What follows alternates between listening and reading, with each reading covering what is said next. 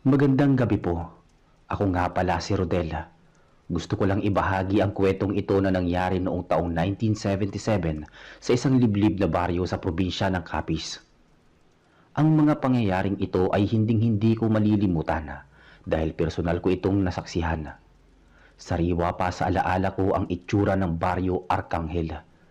Hindi ito tulad ng mga baryo ngayon na may semento ang kalsada. Noon puro putik at masukal na kagubatan ang makikita mo. Tuwing sasapit ang 6:00 ng gabi, tikom na ang mga bibig ng mga tao at nakasara na ang mga bintana na gawa sa kapis. Luis, siguraduhin mo nakasara ng maigi ang tarangkahan ng pinto, sabi ni Aling Vilma habang naglalagay ng asin sa bawat sulok ng kanilang bintana. Opo, nanay. Pero bakit po ba kailangan ng laging may asin? Sabi ni Arnold, hindi naman daw totoo ang mga aswang eh. Sagot ni Luis habang hinihila ang mabigat na kahoy na pangtarangka. Si Luis ay isang batang lumaki sa poder ni Aling Vilma. Hindi siya tunay na anak, kundi kinukup lang siya ng matanda noong sanggol pa siya. Si Aling Vilma ay kilalang albularya sa kanilang baryo. Marami ang lumalapit sa kanya kapag may nakukulam o naiingkanto.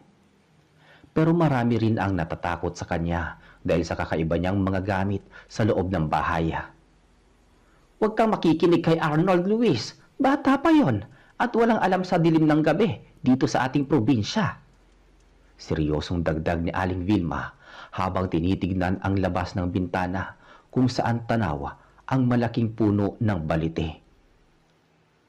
Isang gabi, habang naghahanda sila ng hapunan, may kumatok sa kanilang pinto. Malakas ang bawat katok, tila nagmamadali at puno ng takot. Aling Vilma! Aling Vilma! Tulungan niyo po kami! Sigaw ng isang lalaki sa labas. Binuksan ni Luis ang pinto at nakita si Melvin, ang asawa ni Edna, na kapitbahay nila. Pawis na pawis si Melvin at maputlang maputla ang muka. O Melvin, ano nangyari? Ba't ganyan ang itsura mo? Tanong ni Luis habang pinapapasok ang lalaki. Si Edna, manganganak na yata siya pero kakaiba ang kilos niya. Kanina pa siya sumisigaw na may nakikita siyang malaking ibon sa may bubong namin tapos bigla na lang siya naninigas at nagiging kulay itim ang mga kuko. Paliwanag ni Melvin na halos maiyak na. Agad na kinuha ni Aling Vilma ang kanyang bitbit na bag na gawa sa banig. Laman nito ang mga langis, tawas at isang lumang itim na libro. Luis, sumama ka sa akin. Dalhin mo ang sulo at boteng may lamang buntot pagi. Arnold, bantayan mo ang bahay at wag na wag mong bubuksan ang pinto kahit kanino. Utos ni Aling Vilma. Naglakad sila sa gitna ng kadiliman. Ang tanging liwanag lang nila ay ang sulo na dala ni Luis. Habang naglalakad sa madilim na daan, nakaririnig sila ng kakaibang tunog mula sa taas ng mga puno. Nanay, narinig niyo po ba yun? Mahinang tanong ni Luis habang humihigpit ang hawak na sulo. Huwag kang hihinto, Luis. Ang tiktik na malakas ang tunog ay malayo pa. Pero kapag mahina na ang tunog, ibig sabihin ay nasa malapit lang siya. Sagot ni Aling Vilma habang binibilisan ang lakad. Pagdating nila sa bahay ni Melvin, nadatnan nila si Edna na nakahiga sa papag. Ang laki ng tiyan nito para sa 7 buwang pagbubuntis. Nakakatakot ang itsura ni Edna. Ang kanyang mga mata ay nanlilisik at ang kanyang balat ay tila nagiging kulay abo. Melvin, kumuha ka ng maligamgam na tubig at maraming luya. Luis, ilibot mo ang buntot pagi sa ilalim ng sahig ng bahay na ito. Sigaw ni Aling Vilma habang sinisimulan ang pagbulong ng mga orasyon. Sumunod si Luis. Bumaba siya sa silong ng bahay na gawa sa kawayan. Habang nasa ilalim siya, nakita niya ang isang mahabang bagay na parang sinulid na kulay pula na bumababa mula sa siwang ng kawayan patungo sa tiyan ni Edna sa itaas. Alam ni Luis kung ano yun. Dila ng isang aswang. Luis, nasaan ka na? May nakikita ka ba? Sigaw ni Aling Vilma mula sa taas. Nanay, may dila rito sa ilalim. Sinisipsip ang bata. Sigaw ni Luis habang winawasiwas ang buntot pagi sa pulang sinulid na iyon. Narinig ang isang napakalakas na tili mula sa bubong ng bahay. Isang tunog na hindi galing sa tao kundi sa isang hayop na nasasaktan. Maya-maya pa, may narinig silang kalabog sa may bubong at mabilis na paglipad ng kung anong malaking nilalang. Umakyat si Luis sa itaas at nakita niyang hinimatay si Edna. Si Aling Vilma naman ay mabilis na pinapahira ng langis ang tiyan ng buntis. Luis, kailangan nating hanapin kung saan nanggaling ang nilalang na yon. Hindi ito titigil hanggat hindi nakukuha ang nasa loob ng tiyan ni Edna. Sabi ni Aling Vilma habang seryosong nakatingin sa butas ng bubong. Pero nanay, gabi na at delikado sa labas. Baka tambangan tayo. Pag-aalala ni Luis. May dala tayong proteksyon, Luis. At kailangan mong matuto dahil ikaw ang magpapatuloy ng ginagawa ko balang araw. Sagot ng matanda. Lumabas silang muli. Sa pagkakataong to, hindi lang sulo ang dala nila. May hawak na ring matalas na itak si Luis na binasbasa ni Aling Vilma. Habang naglalakad sila patungo sa dulo ng baryo, napansin nila ang isang lumang kubo na malapit sa sapa. Doon nakatira ang isang matandang lalaki na bihirang lumalabas ng bahay. Luis, dahan-dahan ka. Huwag kang gagawa ng ingay. Bulong ni Aling Vilma. Nang makalapit sila sa kubo, nakita nilang nakabukas ng bahagya ang pinto. Sumilip si Luis sa siwang at nanlaki ang kanyang mga mata sa kanyang nasilayan. Nakita niya ang isang lalaki na nakatalikod pero ang ibabang bahagi ng katawan nito ay wala doon. Ang natitira lang ay mula baywang paitaas at may malapad itong pakpak na nakatiklop sa likod. Nanay, siya nga. Siya nga ang manananggal. Bulong ni Luis na nanginginig ang boses. Luis, hanapin mo ang ibabang bahagi ng katawan niya. Karaniwan tinatago niya lang yon dito sa madilim na sulok o sa ilalim ng mga bunto ng dayami. Utos ni Aling Vilma. Hinalughog ni Luis ang paligid ng kubo habang si Aling Vilma ay nagbabantay sa pinto. Sa likod ng mga sagingan, nakita ni Luis ang isang malaking banga. Nang silipin niya ito, nandoon ang ibabang bahagi ng katawan ng nilalang. Luis, kunin mo ang asin at abo. Bilisan mo! Sigaw ni Aling Vilma nang marinig nilang bumalik na ang itaas na bahagi ng nilalang mula sa himpapawid. Mabilis na kinuha ni Luis ang lalagyan ng asina, ngunit bago pa niya maibuhos ito, isang malakas na hangin ang umihip at tumama sa kanya. Tumilapon si Luis sa mga puno ng saging. Napasigaw si Aling Vilma. Tinawag si Luis. Lumapag ang itaas na bahagi ng aswang sa harap ng banga. Ang mukha nito ay hindi na mukha ng tao. Puno ito ng balahibo. Ang mga mata ay nagbabagya sa galit at ang mga pangil ay mahaba. Tumingin ang nilalang kay Luis at naglabas ng nakakangilong tunog. Luis, tumayo ka! Gamitin mo ang itak! Sabi ni Aling Vilma habang binabato ng tawas ang nilalang. Pinilit tumayo ni Luis kahit masakit ang kanyang likod. Hawak ang itak, hinarap niya ang nilalang. Huwag kang lalapit sa akin! Sigaw ni Luis habang winawasiwas ang itak. Tumalon ang nilalang patungo kay Luis. Ngunit dahil sa bilis ng bata, nakailag siya at nasugatan niya ang pakpak nito. Umalingaw-ngaw ang sigaw ng aswang sa buong kagubatan. Sa kabilang banda naman, si Aling Vilma ay mabilis na nagbubuhos ng asin at abo sa ibabang bahagi ng katawan na nasa loob ng banga. Napasigaw ang nilalang, naramdaman ng hapdi ng asin sa kanyang kalahating katawan. Tapos na ang pananakot mo sa baryong ito!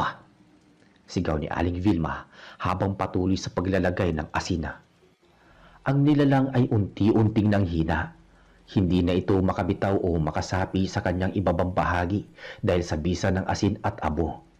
Ang balat nito ay tila nasusunog at nagsisimulang umusok. Luis, tulungan mo ako! Itulak natin ang banga sa sapa! Utos ni Aling Vilma. Pinagtulungang itulak ni na Luis at Aling Vilma ang banga. Nang mahulog ito sa tubig, ang itaas na bahagi ng nilalang ay nagsimulang maglaho na parang abo na tinangayin ng hangin hanggang sa tuluyan na itong nawala. Hingal na hingal si Luis habang nakaupo sa tabi ng sapa. "Nanay, patay na ba siya?" "Wala na siya, Luis. Pero hindi lang siya ang ganitong nilalang dito sa mundo. Marami pa sila at lagi silang naghahanap ng pagkakataon."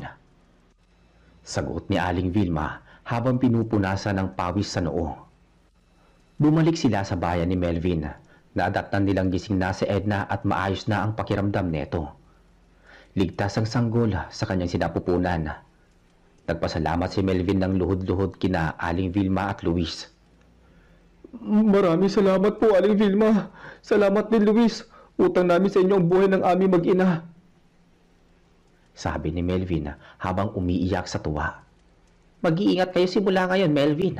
Laging maglagay ng bawang at asin sa mga bintana." Pagbalik nila sa kanilang sariling bahay, sinalubong sila ni Arnold na kanina pa hindi makatulog sa kaba. "Oh, Luis, anong nangyari? Bakit may dugo ang damit mo?" tanong ni Arnold na bakas ang takot sa muka. Mahabang kwento, Arnold. Pero ang mahalaga, ligtas na ang lahat sa ngayon." Simpleng sagot ni Luis habang nilalapag ang kanyang itak. Kinaumagahan kumalat ang balita sa baryo tungkol sa pagkamatay ng matandang lalaki sa kubo. Sabi ng mga nakakita, natagpuan na lang daw itong tuyot at parang nasunog ang balat kahit wala namang apoy. Alam ni na Luis at Aling Vilma ang katotohanan, pero pinili nilang manahimik na lamang. Lumipas ang ilang buwan, naging tahimik ang baryo Arcangel. Ngunit isang hapon, habang si Luis ay kumukuha ng tubig sa balon, may nakita siyang isang batang lalaki na nakatayo sa ilalim ng puno ng nara. Ang bata ay tila hindi taga roon at ang kanyang mga mata ay masyadong itim. Luis, sino ang kausap mo dyan?"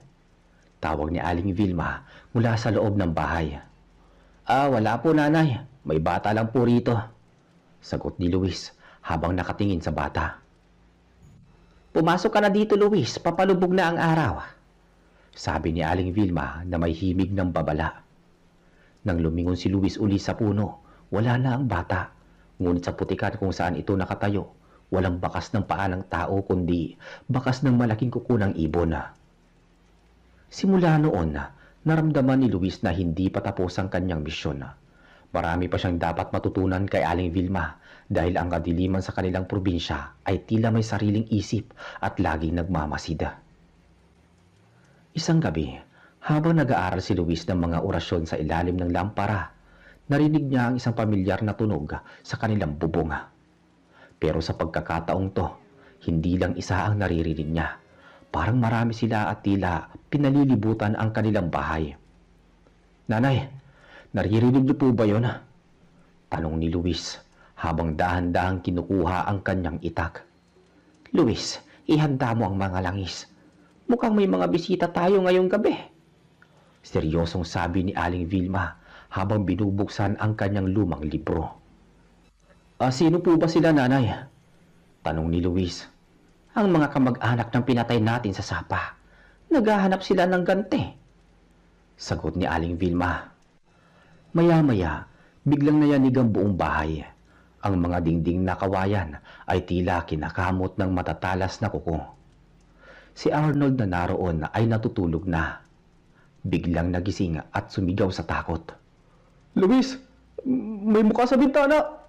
sigaw ni Arnold habang tinuturo ang itaas na bahagi ng kanilang bintana. Nakita ni Luis ang isang maputlang muka na may mahabang dila na pilit na pumapasok sa siwang ng kapis. Hindi nag-atubili si Luis. Kumuha siya ng isang basong tubig na may asin at sinaboy ito sa mukha ng nilalang. Isang nakangingilong tili ang bumalot sa buong bahay. "Arnold, kumuha ka ng sulo. Luis, huwag mo hahayaang makapasok sila," utos ni Aling Vilma habang nagsisimulang magsunog ng tuyong dahon ng suha sa loob ng bahay. Ang usok ng dahon ng suha ay mabilis na kumalat at narinig nila ang paglayo ng mga nilalang mula sa kanilang dingding. Ngunit alam ni Luis na pansamantala lamang ito. Luis, kailangan nating lumabas. Hindi tayo pwede manatili dito sa loob dahil susunugin nila ang bahay natin. Sabi ni Aling Vilma nang mapansin ang mga talsik ng apoy na nagsisimulang mahulog mula sa bubunga. Pero nanay, mas marami sila sa labas. Mas mabuti lang lumaban sa labas kaysa mamatay na parang daga dito sa loob. Binuksan nila ang pinto. Sa labas nakita nila ang 4 na nilalang na nakalutang sa hangin. Ang kanilang mga pakpak ay kasing lapad ng kumot at ang kanilang mga mata ay nagniningning sa kadiliman. Luis, sa kanan ka. Ako ang bahala dito sa gitna. Sigaw ni Aling Vilma. Nagsimula ang bakbakan sa bakuran ni na Aling Vilma. Si Luis ay buong tapang na nakikipagpalitan ng taga sa mga nilalang na sumusugod sa kanya. Kahit sugatan na ang kanyang braso, hindi siya tumigil. Para kay Nanay Vilma! Sigaw ni Luis habang tinatarak ang itak sa isa sa mga nilalang. Habang nagpapatuloy ang labanan, napansin ni Luis na isa sa mga nilalang ay papalapit kay Arnold. Naiwan ito sa may pintuan. Arnold! Tumakbo ka! Sigaw ni Luis. Ngunit bago pa makagalaw si Arnold, nahablot na siya ng nilalang at mabilis na pinalipad pa itaas. Luis, tulong! Sigaw ni Arnold habang papalayo sila sa lupa. Napasigaw si Luis at akmang susunod ngunit hinarang siya ng 2 pang aswang. Luis, huwag kang mawawala ng konsentrasyon. Gamitin mo ang orasyon na tinuro ko sa iyo. Paalala ni Aling Vilma habang abala din sa pakikipaglaban sa pinakapinuno ng mga aswang. Ipinikit ni Luis ang kanyang mga mata at binigkas ang mga salitang matagal niya ng kinabisado. Sa ngalan ng proteksyon, ang dilim ay maglalaho. Biglang nagliwanag ang itak ni Luis. Isang puting liwanag ang bumalot sa talim neto. Sa isang malakas na hataw, nahiwa ni Luis ang hangin at isang enerhiya ang tumama sa mga aswang na nasa harap niya. Agad na naging abo ang mga ito. Tumingala si Luis at nakita niyang pababa na ang aswang na may tangay kay Arnold. Tila nawalan ito ng lakas dahil sa liwanag na inilabas ni Luis. Luis, saluhin mo si Arnold! Sigaw ni Aling Vilma. Tumalon si Luis at nasalo niya si Arnold bago pa ito tumama sa matigas na ugat ng puno. Ang aswang naman ay bumagsak sa lupa at agad na tinapos ni Aling Vilma gamit ang kanyang binditadong langis. Nang matapos ang labanan, tanging katahimikan na lang ang namayani sa paligid. Ang abo ng mga nilalang ay tinangay ng hangin. Si Luis, Arnold at Aling Vilma ay nakatayo sa gitna ng bakuran. Nanay, tapos na ba talaga? Tanong ni Luis habang tinutulungang tumayo si Arnold. Sa gabing ito, oo. Pero ang kwento ng mga katulad natin, Luis, ay hindi natatapos hanggat may dilim sa paligid. Sagot ni Aling Vilma habang nakatingin sa papalapit na liwanag ng umaga. Handa na po ako, nanay, kahit ano pang dumating. Determinadong sabi ng binata. Naglakad sila pabalik sa loob ng kanilang bahay na bahagyang nasira ng labanan. Alam ni Luis na simula pa lang ito ng kanyang mahabang paglalakbay bilang tagapangalaga ng kanilang baryo laban sa mga hindi nakikitang panganib. Pagkalipas ng ilang araw, matapos ang madugong gabing yon, tila bumalik sa normal ang buhay sa baryo Arcangel. Pero para kay Luis, alam niyang nagbago na ang lahat. Ang bawat kaluskos ng dahon at bawat huni ng kuliglig ay binigyan niya na ng kahulugan. Isang hapon, habang nag-iigib ng tubig si Luis sa balon malapit sa gubat, lumapit sa kanya si Melvin. Bakas pa rin sa mukha ni Melvin ang takot. Pero may dala siyang balita. Luis, si Edna, hindi siya makatulog ng maayos. Sabi niya may naririnig daw siyang boses ng bata na tumatawag sa kanya mula sa silong. Bulong ni Melvin habang palingon-lingon sa paligid. Boses ng bata? Pero Melvin, wala namang ibang bata sa paligid niyo kundi ang nasa sinapupunan pa lang niya, di ba? Tanong ni Luis habang ibinababa ang timba. Iyon nga rin ang pinagtataka ko, Luis. At kaninang umaga nakakita ako ng maliliit na bakas ng paa sa paligid ng bahay. Pero ang nakakapagtaka, ang mga bakas pabaliktad. Ang sakong nasa harap, ang mga daliri nasa likod. Paliwanag ni Melvin. Agad na kinabahan si Luis. Naalala niya ang mga kwento ni Aling Vilma tungkol sa mga nilalang na hindi aswang, kundi mga engkanto na naninirahan sa mga punso o malalaking puno. Melvin, umuwi ka na. At wag na wag mong iiwan si Edna. Sabihin mo to kay Nanay Vilma. Bili ni Luis.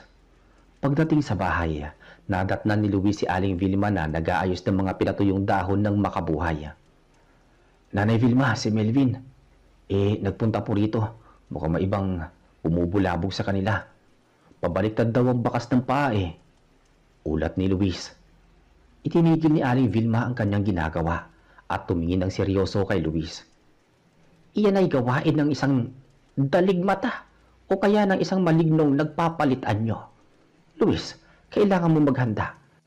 Ang mga yan ay hindi nadadaan sa itak o asin lamang.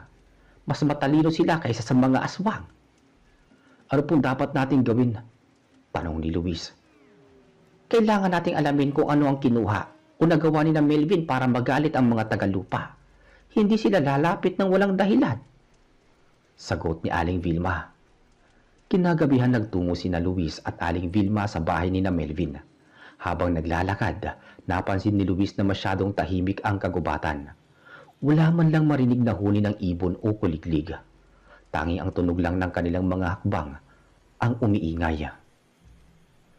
Pagdating sa bahay, nadatnan nila si Edna na nakatulala sa sulok. Ang kanyang mga mata ay tila walang buhay. Edna! Edna! Naririnig mo ba ako? Tawag ni Aling Vilma habang hinahawakan ang noo ng babae. Biglang lumingon si Edna kay Luis. Luis, ang ganda ng kalaro ko. Sabi niya sasama daw siya sa akin kapag lumabas na ang sanggol. Sabi ni Edna sa boses na tila hindi sa kanya. Masyadong matinis at bata ang tono. Melvin, anong ginawa ninyo bago ito nagsimula? Tanong ni Luis. Nag-isip si Melvin. Nung isang araw, nagputol ako ng isang sanga ng matandang puno ng nara sa likod ng bahay para gawing panggatong. Pero nagpasintabi naman ako, Luis. Baka hindi sapat ang pasintabi mo, Melvin. O baka may natamaan kang hindi mo nakikita. Sabi ni Aling Vilma. Biglang yumanig ang sahig ng bahay. Isang malakas na tawa ng bata ang narinig mula sa ilalim ng kawayan. Luis, ang sulo! Sigaw ni Aling Vilma. Kinuha ni Luis ang sulo at tinapat sa mga siwang ng sahig. Doon nakita niya ang isang maliit na nilalang. Maitim ang balat nito, malaki ang tiyan, at ang mga mata ay kasing laki ng piso na kulay dilaw. Nakatingala ito kay Luis habang nakangisi at kitang-kita ang matatalas nitong ngipin. Iyan ang naniningil, Luis, ang tagapunso. Bulong ni Aling Vilma. Ibalik ninyo ang kinuha ninyo! Wika ng nilalang. Ang boses nito ay parang kumakalos sa bato. Melvin, nasaan ang mga kahoy na pinutol mo? Tanong ni Luis. Nasa likod, Luis. Nakasalansan pa. Sagot ni Melvin na nanginginig na. Kunin mo yon, lahat at ibalik mo sa paanan ng puno. Bilisan mo. Utos ni Luis. Habang tumatakbo si Melvin palabas, ang nilalang sa silong ay nagsimulang kumamot sa sahig. Ang bawat kamot neto ay tila nagpapasakit sa tiyan ni Edna. Luis, pigilan mo siya. Kapag hindi tumigil yan, mawawala ang bata sa sinapupunan ni Edna. Sigaw ni Aling Vilma habang nagbubuhos ng binditadong langis sa may sahig. Tumalon si Luis pababa ng bahay. Hinarap niya ang maliit na nilalang sa silong. Umalis ka rito! Ibabalik na ang kinuha sa inyo. Tumalon ang nilalang patungo kay Luis. Kahit maliit, napakabilis nito. Nakalmot nito ang binti ni Luis bago pa siya nakailag. Ang kalmot ay agad na nangitim at nakaramdam si Luis ng matinding hapdi na tila binuhusan ng asido. Luis, gamitin mo ang luya at asin! Sigaw ni Aling Vilma. Dinukot ni Luis ang luya sa kanyang bulsa. Mabilis itong kinagat at dinura sa direksyon ng nilalang. Pagdapo ng dura sa balat ng maligno, umusok ito at sumigaw ang nilalang sa sobrang sakit. Aray! Masakit! Hindi kayo marunong rumespeto. Sagot ng maligno. Kayong mga tagalupa ang hindi marunong magpatawad. Nagkamali lang ang tao. Ganti ni Luis habang winawasiwas ang kanyang sulo. Sa labas, narinig ni Luis ang sigaw ni Melvin. Naibalik ko na! Naibalik ko na ang lahat ng kahoy na kinuha ko! Sigaw ni Melvin. Kasabay nito, biglang tumigil ang nilalang sa silong. Tumingin ito ng masama kay Luis. Sa susunod, hindi lang kahoy ang kukunin ko. Tandaan mo yan, batang kinubkop. Biglang naglaho ang nilalang na parang usok sa hangin. Hingal na hingal si Luis habang pilit na tumatayo. Umakyat siya sa taas at nakita niyang bumalik ang malay ni Edna. Ang kulay ng kanyang balat ay bumalik sa dati at himala ring nawala ang paninigas ng kanyang tiyan. Luis, ayos ka lang ba? Tanong ni Aling Vilma. Masakit po nanay pero kaya po naman. Sagot ni Luis. Kumuha si Aling Vilma ng ilang dahon at idinikdik ito para itapal sa sugat ni Luis. Mapanganib ang ginawa mo, Luis. Ang mga taga-punso ay hindi nakakalimot. Binanggit niya ang pagiging kinupkup mo. Alam nila kung sino ka talaga. Ano pong ibig niyo sabihin, nanay? Sino po ba talaga ako? Tanong ni Luis na matagal nang nagtataka sa kanyang tunay na pinagmulan. Tumingin si Aling Vilma sa labas, sa dilim ng gabi kung saan tila may mga matang nagmamasid pa rin. Hindi pa ito ang tamang panahon para malaman mo ang lahat, Luis. Sa ngayon, mahalaga ay nakatulong tayo. Bumalik sila sa bahay ng madaling araw na. Habang naglalakad, hindi maalis sa isip ni Luis ang sinabi ng maligno. Pagdating sa bahay, sinalubong sila ni Arnold na noon ay iniinit ang kape. Luis, may naghahanap sa iyo kanina habang wala kayo. Isang lalaki nakasuot ng barong na Tagalog. Pero kupas na ang kulay. Hindi ko makita ang mukha niya dahil nakayuko siya. Ano? Saan siya nagpunta? Sabi niya maghihintay daw siya sa dulo ng tulay sa may sapa sa susunod na kabilugan ng buwan. Tumingin si Luis kay Aling Vilma, pero ang matanda ay tumalikod lang at pumasok sa kanyang silid. Alam ni Luis na may malaking lihim na unti-unting nabubunyag at ang susunod na kabilugan ng buwan ang magiging susi. Lumipas ang ilang mga araw at si Luis ay naging masigasig sa pagsasanay. Hindi na lang itak at orasyon ang kanyang inaaral. Tinuruan na rin siya ni Aling Vilma kung papaano makiramdam sa hangin at kung papaano makipag-usap sa mga kaluluwang ligaw. Isang hapon na, habang nag-iinsayo si Luis sa likod ng bahay, may napansin siyang kakaiba sa puno. May mga nakasabit na mga itim na tela sa mga sanga nito. Luis, huwag mong lalapitan ang punong yan. Sabi ng mga matatanda, diyan daw nagtitipo ng mga di kapiling kapag may malaking mangyayari sa baryo. Arnold, napapansin mo ba? Tila nagiging mas madalas ang kababalagan dito simula ng labanan natin ng mga aswang. Sabi ni Luis. Siguro dahil alam nilang may lumalaban sa kanila at ikaw yun, Luis. Sagot ni Arnold. Dumating ang gabi ng kabilugan ng buwan. Hindi mapakali si Luis. Gusto niyang pumunta sa tulay para makita ang lalaking tinutukoy ni Arnold. Pero ayaw niyang suwayin ang bili ni Aling Vilma na huwag lalabas ng bahay kapag bilog ang buwan. Ngunit nang makita niyang mahimbing nang natutulog si Aling Vilma at si Arnold, dahan-dahang kinuha ni Luis ang kanyang itak at lumabas ng pinto. Ang paligid ay maliwanag dahil sa sikat ng buwan, pero ang bawat anino ay tila gumagalaw. Naglakad si Luis patungo sa sapa. Habang papalapit sa tulay, naramdaman niya ang isang malamig na hangin na tumatama sa kanyang batok. Sa dulo ng tulay, nakita niya ang lalaking sinasabi ni Arnold. Nakasuot nga ito ng lumang barong at nakayuko. Sino ka? Bakit mo ko hinahanap? Matapang na tanong ni Luis. Dahan-dahang iniangat ng lalaki ang kanyang ulo. Nanlumo si Luis sa kanyang nakita. Ang lalaki ay walang muka. Puro lang itong patag na balat. Walang mata, walang ilong. Ngunit narinig ni Luis ang isang boses sa loob ng kanyang isip. Luis anak, bumalik ka na sa amin. Anong anak? Ang mga magulang ko ay matagal nang napatay, sabi ni Luis habang itinataas ang kanyang itak. Ang mga magulang mo ay hindi namatay, Luis. Ipinadala ka lang sa mundong ito para iligtas ka sa aming mga kaaway. Pero ngayon, kailangan ka na ng iyong tunay na pamilya sa kabilang panig. Wika ng boses. Biglang may lumitaw ng mga itim na anino mula sa ilalim ng tulay. Pinalibutan nila si Luis. Ang tubig sa sapa ay nagsimulang mag-apoy ng kulay asul. Hindi ako sasama sa inyo! Si Aling Vilma ang nanay ko!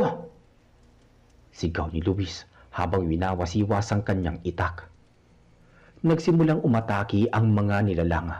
Ang bawat daplis nila sa balat ni Luis ay nagiiwan ng panlalamig o yelo. Pakiramdam ni Luis ay naninigas ang kanyang buong katawan.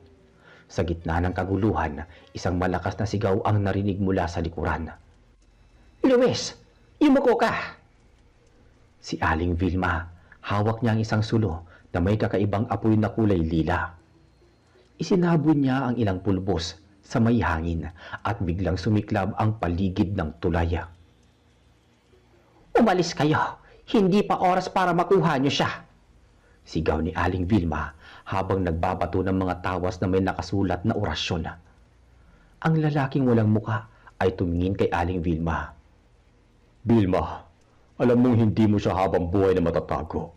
Siya ay anak ng Haring Engkanto ng Ilaya. Darating ang panahon na kukunin namin ang amin. Kasabay ng isang malakas na pagsabo ng usok, nawala ang lalaki at ang mga nilalang. Naiwan si Luis na nanginginig sa sahig ng tulay. Nilapitan siya ni Aling Vilma at niyakap. Sabi ko sa iyo, huwag kang lalabas, Luis. Nanay Vilma, totoo po ba? Anak ako ng engkanto? Tanong ni Luis habang umiiyak. Tumingin si Aling Vilma sa kanya ng may halong lungkot at pagmamahala. Luis, nahanap kita sa gitna ng gubat noong sanggol ka pa. Nakabalot ka sa tilang ginto at may proteksyon ng mga engkanto. Alam kong darating ang araw na ito, pero hindi ko akalain na sa ganito kaaga.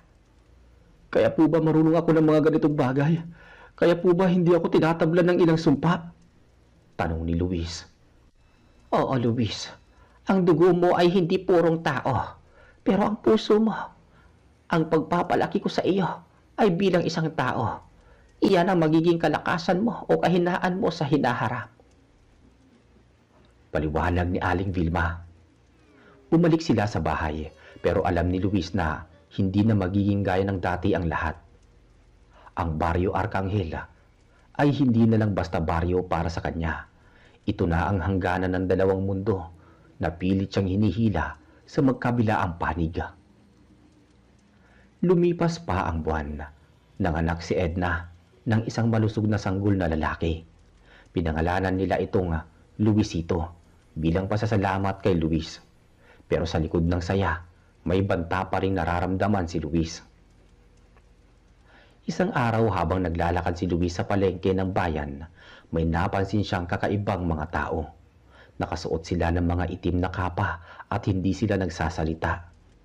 Saan man sila magpunta, namamatay ang mga pananim at nagkakasakit ang mga hayop. Luis, nakikita mo ba yun? Sabi ni Itay, sila daw ang mga sundo ng dilim. Galing daw sila sa kabilang bundok. Nararamdaman ko sila, Arnold. Hindi sila galing dito. Sabi ni Luis habang hinihigpitan ng hawak sa kanyang bag na may lamang mga gamot at proteksyon. Nang gabing yun, isang malakas na bagyo ang tumama sa baryo. Pero hindi ito ordinaryong bagyo. Ang ulan ay kulay pula at ang hangin ay amoy nabubulok na karne. Luis, Arnold, pumasok kayo sa loob ng bilog. Sigaw ni Aling Vilma habang gumuguhit ng malaking proteksyon sa sahig ng kanilang bahay gamit ang asin at abo ng palaspas. Nanay, ano po bang nangyayari? Ang sundo ay narito na. Hindi lang ikaw ang pakay nila, Luis. Gusto nilang sakupin ng buong baryo para gawing kaharian ng kadiliman. Sagot ni Aling Vilma na bakas ang pag-aalala. Biglang nawasak ang pinto ng kanilang bahay. Pumasok ang tatlong lalaking nakakapa. Sa likod nila, nakatayo ang lalaking walang muka na nakita ni Luis sa tulay. Vilma, tapusin na natin to. Ibigay mo sa amin ang bata at hayaan namin mabuhay ang mga tao sa baryo. Wika ng boses sa isip ni Luis. Hindi ko ibibigay si Luis sa inyo. Sigaw ni Aling Vilma habang tinataas ang kanyang mga kamay para mag-orasyon. Ngunit bago pa man matapos ni Aling Vilma ang kanyang sasabihin, itinaas ng lalaki na walang muka ang kanyang kamay at isang itim na enerhiya ang tumama sa matanda. Tumilapo si Aling Vilma sa dingding at nawalan ng malaya. Nanay! Sigaw ni Luis. Luis, tumakbo ka na. Ako na ang bahala rito. Ngunit sa isang kumpas lang, tumilapon din si Arnold. Ngayon si Luis na lang ang nakatayo sa harap ng mga nilalang. Luis, tanggapin mo na ang iyong kapalaran. Sabi ng lalaking walang muka habang lumalapit. Huminga ng malalim si Luis. Naalala niya ang lahat ng turo ni Aling Vilma. Naalala niya ang liwanag na lumalabas sa kanyang itak noong nakaraang laban. Hindi ako basta-basta susuko, sigaw ni Luis. Sa pagkakataong to, hindi lang ang itak ang nagliwanag. Ang buong katawan ni Luis ay binalot ng isang ginintuang liwanag. Ang kanyang mga mata na dati ay kulay kape ay naging kulay ginto. Anong nangyayari? Gulat na wika ng lalaking walang muka. Ang kapangyarihan ni Luis bilang anak ng Haring Engkanto ay unti-unti nang nagigising dahil sa matinding galit at kagustuhang protektahan ang kanyang pamilya. Umalis kayo sa bahay na to! Ngayon din! Dagundong ng boses ni Luis na tila nanggagaling sa kailaliman ng lupa. Isang malakas na pagsabog ng liwanag ang nagmula kay Luis. Ang mga sundong engkanto ay agad na nalusaw sa tindi ng liwanag. Ang lalaking walang muka ay napilitang umatras habang nasusunog ang kanyang kapa. Hindi ito ang huli, Luis. Babalik kami. May mas malakas na persa. Sigaw ng nilalang bago tuluyang naglaho sa kadiliman ng bagyo. Nang mawala ang mga nilalang, unti-unting nawala ang liwanag sa katawan ni Luis. Bagsak siya sa sahig, hapong-hapo. Agad niyang nilapitan si Aling Vilma. Nanay, ayos lang po ba kayo? Bulong ni Luis habang umiiyak. Dahan-dahang iminulat ni Aling Vilma ang kanyang mga mata. Luis, ang liwanag nakita ko. Opo, nanay. Wala na po sila. Sagot ni Luis. Tinulungan din nila si Arnold na magising. Bagamat may mga pasa, ligtas silang lahat. Pero alam ni Luis na ang gabing yon ang huling gabi ng kanilang katahimikan. Kinabukasan, maraming tao sa baryo ang nagtatanong-tanong tungkol sa kakaibang liwanag na nakita nila sa bahay ni Aling Vilma. Hindi na itinago ni Luis ang katotohanan. Mga kababayan, may mga panganib na dumarating sa ating baryo na hindi natin nakikita. Pero hanggat nandito ako at si Aling Vilma, hindi namin nahayaan na saktan nila kayo. Sabi ni Luis. Mula noon, hindi lang si Aling Vilma ang pinupuntahan ng mga tao. Si Luis ay naging simbolo na rin ng proteksyon sa baryo. Tinawag siyang ang bantay ng Ilaya. Ngunit sa kabila ng lahat ng ito, alam ni Luis na may malaking digmaan pang paparating. Ang kanyang tunay na ama, ang Haring Engkanto, ay hindi titigil hangga't hindi siya nababawi. At si Luis, handa na siyang harapin ng kahit anong kababalaghan, tao man o hindi. Matapos ang gabing yon ng pagsabog ng liwanag, hindi na naging pareho ang pagtingin ng tao sa baryo Arcangel kay Luis. May halong paggalang at takot ang bawat titig na ipinupukol sa kanya. Si Aling Vilma naman ay unti-unti nang nangihina. Ang matanda ay tila nauubusan na ng lakas dahil sa huling sagupaan nila sa mga sundo ng kadiliman. Isang hapon na, habang nakaupo si Luis sa tabi ng higaan ni Aling Vilma, hinawakan ng matanda ang kanyang kamay. Luis, anak, nararamdaman ko na ang tawag ng lupa. Hindi ko na kayang itago ang iyong tunay na ningning. Mahinang sabi ni Aling Vilma habang pilit nang umingiti. Nanay Vilma, huwag po kayo magsalita ng ganyan. Marami pa po kayo tinuturo sa akin. Sagot ni Luis habang pinipigilan ang pagtulo ng kanyang luha. Naituro ko na lahat sa iyo ng mahalaga, Luis. ang pagpili na maging mabuti sa gitna ng kadiliman. Kahit na may dugo kang engkanto, ang pagkatao mo ay nagpapatakbo sa iyong puso. Bilin ni Aling Vilma. Kinagabihan habang binabantayan ni na Arnold at Luis ang matanda, biglang umihip ang isang napakalamig na hangin sa loob ng bahay. Hindi ito ang hangin na presensya ng mga aswanga. Ito ay mabango, amoy sampagita at basang lupa. Lumitaw sa gitna ng silidang isang matangkad na lalaki. Wala na itong kapa at sa pagkakataong to, meron na itong muka. Isang mukhang kamukha ni Luis. Ngunit may mga matang kulay pilak. Sino ka? Tanong ni Arnold habang pilit na tumatayo para protektahan ang kanyang mga kaibigan. Ako ang Haring Malaya ng Ilaya. Naparito ako para hindi sa digmaan, kundi para sa aking anak. Wika ng hari. Tumingin si Luis sa kanyang ama. Hindi ako sasama sa inyo kung sasaktan mo ang mga tao rito, lalo na si Nanay Vilma. Ngumiti ang hari, isang ngiting puno ng lungkot. Alam ko, Luis, hindi ako naparito para sa digmaan. Naparito ako para bigyan ng kapayapaan ng babae nag-aruga sa aking anak nung hindi ko maagawa dahil sa sumpa ng aming kaharian. Wika ng hari. Lumapit ang hari kay Aling Vilma at ipinatong ang kanyang kamay sa noo ng matanda. Isang malambot na liwanag ang lumabas at sa isang iglap, ang kulubot na balat ni Aling Vilma ay tila kuminis. At ang kanyang paghinga ay biglang naging panatag. Luis, ang buhay niya ay dugtong sa aking kapangyarihan. Hindi na siya magdurusa sa sakit, pero darating ang panahon na kailangan mo ring bumisita sa Ilaya para tanggapin ang iyong korona. Sabi ng lalaki, bago unti-unting naglaho. Lumipas ang mga taon na. Ang pangyayari ay naging bahagi na lang ng mga kwentong bayan sa probinsya. Si Aling Vilma ay nabuhay pa ng matagal na panahon. Tila hindi tumatanda hanggang sa payapa siyang pumanaw sa kanyang pagtulog sa ilalim ng pagbabantay ni Luis. Si Arnold naman ay naging katuwang ni Luis sa pagpapanatili ng katahimikan sa Baryo Arcangel.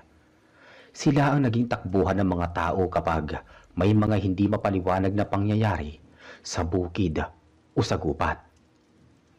Si Luis, ang batang kinukup ng matandang albularyo, ay nanatili sa baryo. Bagamat alam niyang may trono siyang hinihintay sa kabilang mundo, mas pinili niyang maging tao. Tuwing kabilugan ng buwan, makikita si Luis na nakatayo sa tulay ng sapa. Tinitignan ang kanyang anino sa tubig. Isang aninong may pakpak at korona. Ngunit ang mga kamay ay puno ng kalyo mula sa paggawa ng mabuti sa kanyang kapwa mortal. Dito nagtatapos ang kwento ni Luis, ang tagapagtanggol ng Baryo Arcangel, na nagpatunay na ang tunay na lakas ay wala sa dugo, kundi sa pagmamahal ng mga